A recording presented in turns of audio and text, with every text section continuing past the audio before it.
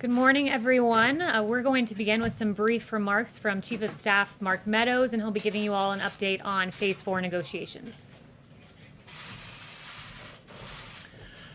Good morning. As you know, over the last several days, we've been having conversations on Capitol Hill, Secretary Mnuchin and myself, with Democrat and Republican leaders, both in the House and the Senate. Last night, we concluded a meeting with Senator Schumer and Speaker Pelosi a little bit before 10 o'clock. And at the President's direction, we have made no less than 4 different offers to Democrats on Capitol Hill on how we can make sure that the enhanced unemployment that is set to expire today, along with eviction protection. Good morning, everyone. We're going to begin with some brief remarks from Chief of Staff Mark Those Meadows, 4 different and he'll be offers giving you all an update on have been Phase 4 negotiations. Actually rejected.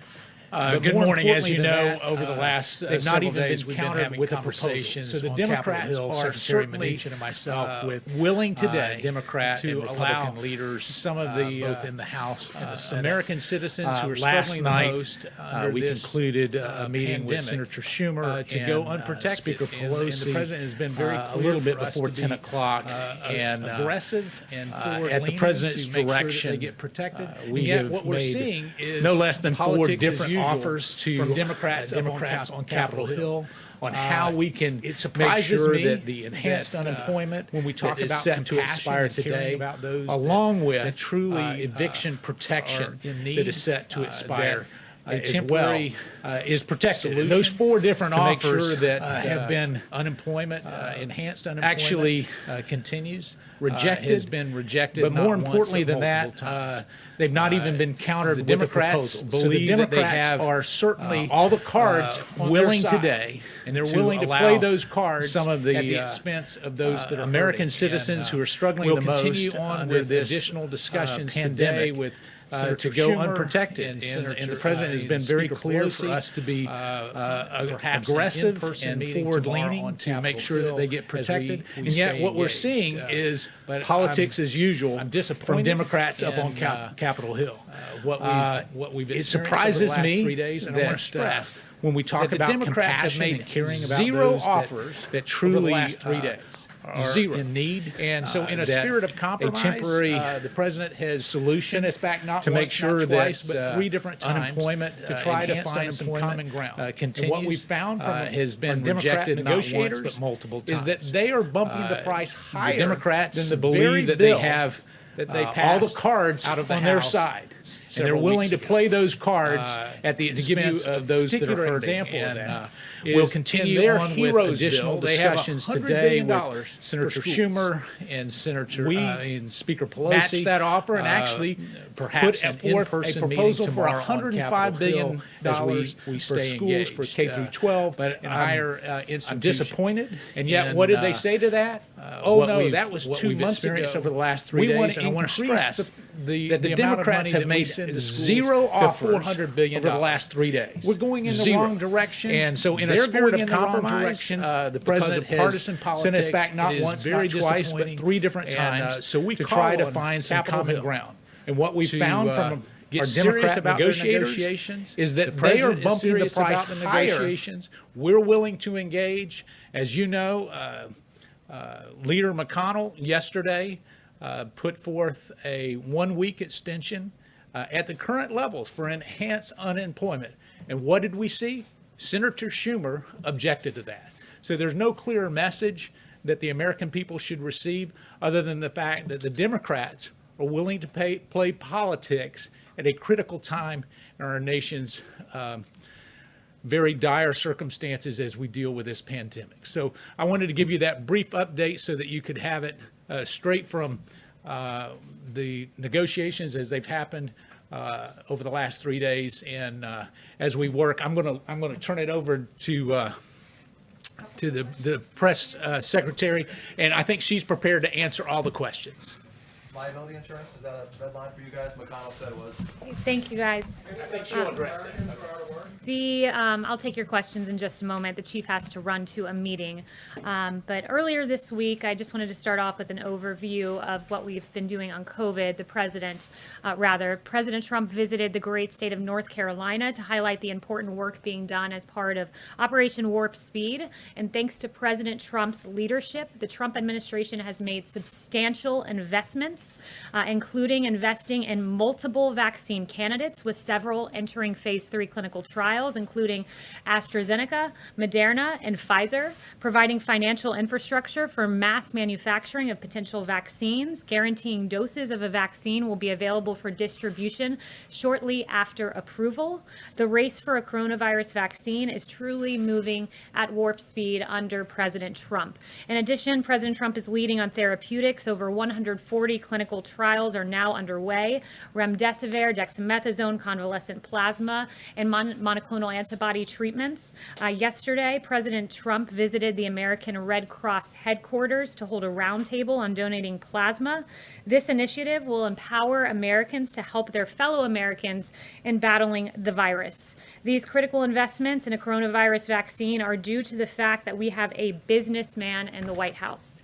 And according to the Wall Street Journal, quote, Democrats blame the U.S. case surge on inadequate testing and contact tracing, but the U.S. has averaged 2 to 3 times more tests per capita than most European and Asian countries. Indeed, we've done more than 59 million tests, with India at number 2 with just about 14 million tests, so quite a difference there. Arizona, California, Florida, and Texas all were doing more tests per capita when they lifted their lockdowns, more per capita than Germany, Spain, France, and South Korea have averaged. The U.S. is the undisputed world leader in testing, and on top of the more than 59 million tests that we've done, the FDA has authorized more than 193 tests under emergency use authorizations, including molecular and antibody tests. Under the leadership of President Trump, the U.S. is leading the world in safe and effective therapeutics and the rapid development of a potential vaccine. Together, as one American people, we will defeat the invisible enemy. And with that, I will take questions. Paula. Kayleigh, thank you. On Mark's comments about how it's Democrats who won't compromise, Democrats came up with a plan 2 months ago. The Republican plan was just presented on Monday, and in that time, the president has contradicted the Republican plan on the amount of stimulus checks, on student loans. Mitch McConnell threw you guys under the bus on funding for the FBI building. What do you say to the tens of millions of people who are going to lose their benefits when it appears that the real issue is that Republicans cannot agree among themselves, even though they've had months? That's not it at all. In fact, Democrats offered a $3 trillion plan. We have a very specific focus right now, and it's not this comprehensive plan, whether it be the HEROES Act the Democrats proposed that was unserious, or the HEALS Act. That narrow focus is this, that Americans are about to lose their unemployment insurance, and this White House, this Chief of Staff, this President, this Secretary of the Treasury have offered several iterations to make sure that Americans who through no fault of their own lost their jobs during this pandemic do not also lose these checks. We've made several proposals, as Mark Meadows just said to you. And how many proposals have the Democrats made? 0. And if you want to know where the Democrats' true intentions lie, look no further than the Martha McSally bill that was presented that would have extended the $600 unemployment insurance. It was rejected by Chuck Schumer, and that was a plan that the president was willing to endorse. The White House What do you say to those that are going to lose $600 a week in unemployment payments that need that money? And also, why didn't you start negotiating earlier, and why only the offer of an extension of 1 week? Well, what I would say to them is that this is unacceptable, that the Democrats have been fundamentally unserious. And you just heard the Chief of Staff say a great example of that is they had this massive $3 trillion bill that called for $100 billion in school funding. We then gave $105 billion, which then was deemed insufficient. So if Democrats were interested in extending unemployment insurance and helping the American people, they would have endorsed the Martha McSally bill and extended this by a week to give us time as we try to extend this in perpetuity, while we also focus on evictions as well. What do you say to those Americans that are about to lose $600 a week? That they need to be calling the offices of Chuck Schumer and Nancy Pelosi and say, get to work and stop engaging in politics on the backs of hardworking Americans who deserve these checks, who lost their jobs through no fault of their own. Are you willing to pass on the liability protection? That's a question for Mitch McConnell. He said that that's going to be a part of any bill, but that's Mitch McConnell's, that's his priority. This president is very keenly focused on unemployment insurance, and the Martha McSally bill is a great example of what Democrats are focused on. Yes. Kayleigh, if the president is so worried about how long it'll take to count ballots in the election, then why isn't the president and this White House doing everything it can to secure more funding for staffing and other resources to make sure that we can have a safe and proper election? Look, what this White House is focused on is making sure that our election is not riddled with voting fraud and that the timetable is not hung up here.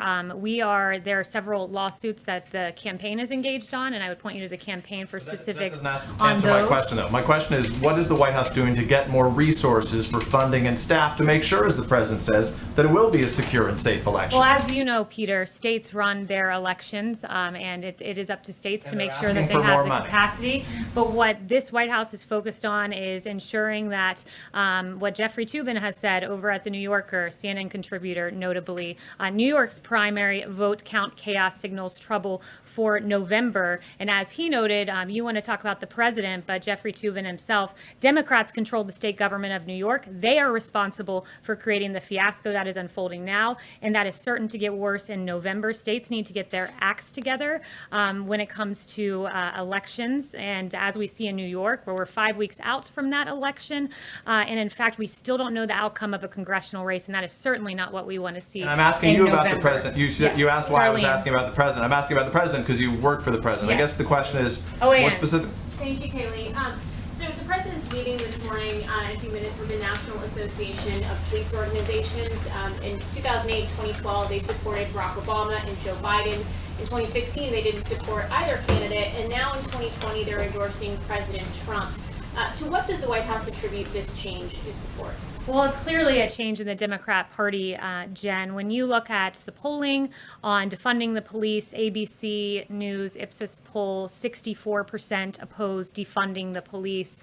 Huffington Post, 57% oppose. Rasmussen, 59% oppose. But make no mistakes, Democrats want to defund our law enforcement. It comes at a time where 64% of Americans say they are concerned that growing criticism of America's police will lead to a shortage of police officers and reduce public safety in the community where they live. The American people have seen very clearly where the Democrat Party of today stands. It's at an unacceptable place. And I think that this administration has shown great respect for our law enforcement, who every day are out there defending and protecting our streets in Democrat-run cities that have turned abundantly chaotic because of their lack of support and respect for law enforcement. Darlene. Can you explain why the White House did not counter with a comprehensive plan of its own? You said the White House was focused on two things, the unemployment insurance and evictions. Why not have a more comprehensive proposal to counter what the Democrats had put on the table? So I've walked through at this podium the more comprehensive plan that this White House was hoping to see, and our priorities like tax rebates, unemployment benefits, enhanced hiring and retention payroll credits, workplace tax credits, restaurant donations, and others. Those are all part of the HEALS Act. So there is a comprehensive plan that was put forward by Republicans on the Hill with several White House priorities in it. But right now, at this day, at this moment, our focus is making sure that Americans who have lost their jobs get their paychecks. It's why, as you heard the Chief of Staff say, we've made 4 proposals. Democrats have made precisely 0. Jen. But the nomination of General Tata, is the White House still behind that? The president still supports General Tata. Yes. Kayleigh, so is there anything that you agree with on the Democrats after all these negotiations? Are there any points of unity so far? Well, look, they've presented 0 plans. So we've presented 4, they've presented 0. So do we agree with them? It seems that they don't agree with us. The White House supports unemployment insurance benefits. The White House supports ensuring Americans don't get evicted. But what do the Democrats support? What do they stand for? So far, they've offered 0, nothing, except rejecting Martha McSally's bill to ensure that those who are receiving those checks continue receiving them. Is there an upper limit, Kayleigh, for the amount that you're willing to go to? Has the White House decided on some sort of a cap for how much you're willing to spend this round? Not that I'm aware of. The president has said, he wants to make sure money gets to the American people. Yes. The Trump administration wants $377 million in the coronavirus relief bill for the the long-delayed modernization of the West Wing. How is that a priority in terms of the coronavirus pandemic? You guys talked about priorities. You had the FBI bill, which doesn't seem to have much support from Capitol Hill as well. So two things, and I'm glad you asked that because I do want to give you some details about those two items in particular. When it comes to the FBI building, this has been a long discussed issue. I would note that the 3 previous COVID bills that have been passed had plenty of other things in them that were not related to COVID. One of those examples is the Harbor Maintenance Trust Fund. This is not a red line for us. It was a part of the initial bill, but it is certainly not a red line. The priority, as I've said several times so far, is unemployment insurance, making sure Americans do not get evicted. And then as it pertains to White House renovations, many of those pertain to safety protocols, filtration systems, enhanced communication ability, and needs that we saw that were highlighted during the pandemic. But make no mistake, a $377 million proposal will not stand in the way of ensuring that the American people get their checks. That is the priority, ensuring that Americans do not get evicted. That is our number 1, number 2 goals. Thank you, Kayleigh. I just wanted to confirm reports that Mark Meadows actually made an offer to extend unemployment insurance by 4 months. I haven't spoken to him on that precise proposal, but as he's mentioned, there were 4 that were made. Maybe a follow-up question then. I want to change gears and talk to you about Twitter. We reported yesterday that the Israeli government wrote to Twitter's CEO asking him to remove tweets from Iran's supreme leader, Ayatollah Khamenei, calling for the genocide of the Israeli people. The company refused to do that because they said that the tweets were, quote, comments on current affairs. I'm wondering if the White House has a response, given that Twitter has recently begun restricting the president's own tweets for glorifying violence, quote, glorifying violence and spreading misinformation, and if you have spoken to the president about any further action perhaps he's taking on social media companies. Yeah, it's a great question, Ebony. I did see that New York Post story, and I thought it was very eye-opening, and it tells you where these social media companies stand, where they're not willing to assess the Ayatollah Khomeini's tweets, but they are willing to assess President Trump's tweets. It's really appalling, and it just speaks to their overwhelming, blinding bias against conservatives and against this president. And we are taking action. The administration is submitting a petition to the FCC for proposed regulatory changes to hold social media companies accountable for their censorship. And this petition that was previously reported on earlier in the week asked the FCC to end the loophole that allows social media companies to escape civil lawsuits for their own speech, fact checks, and deplatforming. And the petition seeks to expose social media companies to liability as a speaker or a publisher if they act as editors of content on their platforms or remove lawful speech based on politics. And very good work by the New York Post in highlighting that issue. Yes. Thanks. Can I follow up on Darlene's question on Tata for a minute? You said that the administration is still behind him, but are you guys considering putting him in an acting role? I have no personnel announcements other to say than the president still supports him. Can I just one follow-up? Yes, thank you. It's been a month since there were reports of Russian bounties upon American military forces, and yet the White House has done nothing to push back on Putin. What is the delay? So as I've answered probably a dozen times from this podium, that intelligence is unverified. There are dissenting opinions. The media is, I would point to the Department of Defense saying there's no corroborating evidence to validate recent allegations. NSC allegations and recent press articles have not been verified or substantiated by the intelligence community, and ODNI has a similar statement. But look, this president acts. He is not afraid to stand up to Russia. He's done so repeatedly when our adversaries have directly targeted U.S. or coalition partners. The president did not hesitate to act. Look at Syria in 2018 when dozens of Russian mercenaries were killed in a retaliatory defensive strike. He has continually stood up to Russia, will continue to do so. And this president will always protect our troops and our men and women overseas, and he will act on verified intelligence. Bill. Thank you, ma'am.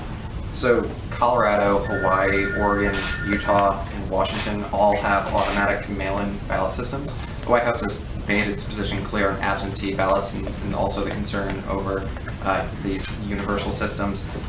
Does the White House think that those elections are fraudulent or more at risk of fraud? always a mail-in ballot system, mass mail-out ballots are going to be more at risk of fraud. Look at LA County, where 112% of LA County is registered. That means you have 12% of excess ballots floating around that are, we know at least 12% that are not accurate ballots that were mailed out. This is a very basic concept, and it's one that the media has done a very good job reporting on, not just Jeffrey Toobin at the New Yorker. You also had the Washington Post article on this that the president held up yesterday that says the results that they've seen in a study showed that there's an unexpected stress test of mail balloting systems, many of which were designed to handle only a small portion of the vote and are not ready to scale up in response to a pandemic. That was Washington Post. There was another great ABC piece, mail-in voting delays in primary caused Pennsylvania to sound alarm about November. Expansion of mail-in voting will likely delay the state's presidential race. A great CBS report. Pennsylvania's mail-in votes still weren't all tallied up after 1 week. Officials fear election nightmare in November. So mass mail-in voting is certainly subject to fraud, and good work on the part of ABC, CBS, Washington Post, and the New Yorker for highlighting the fraud that is at play, the delays that are at play, because those are, after all, the facts. Another quick one. The chief sounded quite frustrated a second ago. Is there any situation in which the White House would walk away from negotiations on Phase 4? I won't get into the middle of the negotiations, and I'll leave that to the chief and to the Secretary of Treasury. But yeah, there's a lot of passion because we're passionate about making sure Americans are taken care of. I've heard the president personally talk about this. It is his goal to make sure that those who have lost their job get these payments, and those who, through no fault of their own, do not get evicted from their homes. So those, again, two big priorities for the president. Raquel? Yes, thank you, Kayleigh, so much. I have two questions. One, you were here saying that how well the administration is doing is responding to the pandemic, but the facts don't show that, and Americans are struggling and scared. What do you tell them, the American people?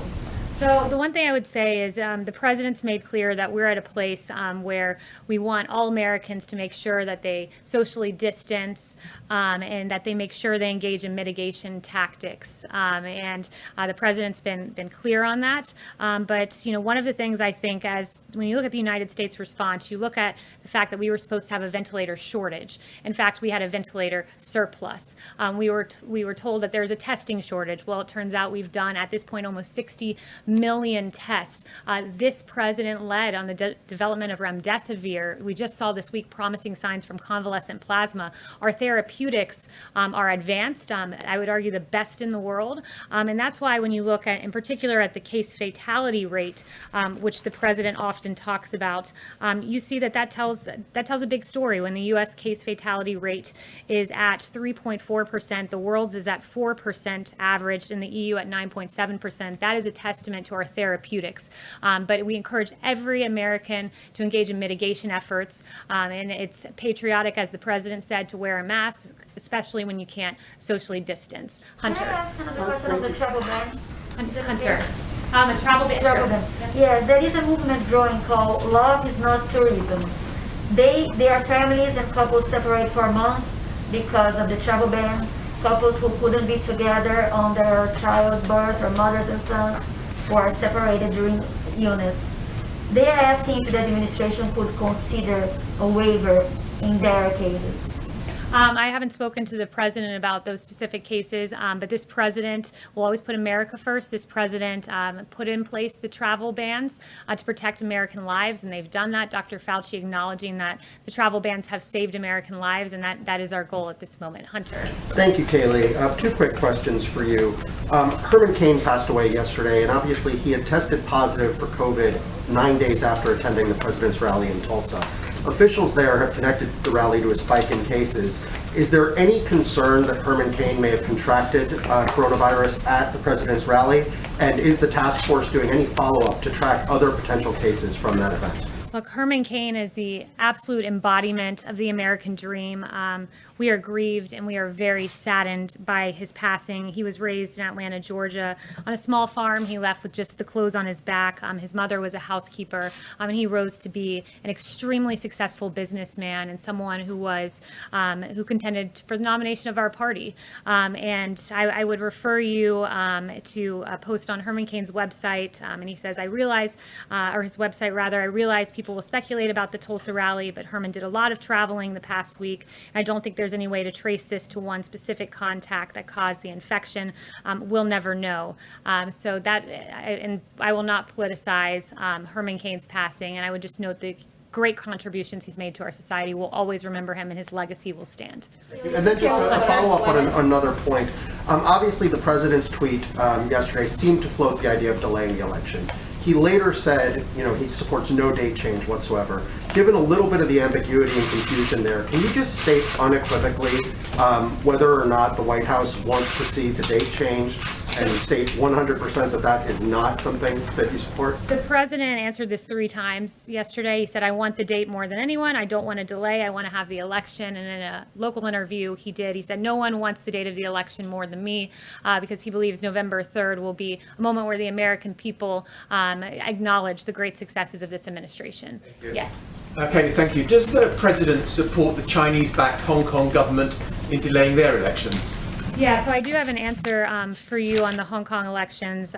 We condemn the Hong Kong government's decision to postpone for 1 year its legislative council elections and to disqualify opposition candidates. This action undermines the democratic processes and freedoms that have underpinned Hong Kong's prosperity, and this is only the most recent in a growing list of broken promises by Beijing, which promised autonomy and freedoms to the Hong Kong people until 2047 in the Sino-British Joint Declaration.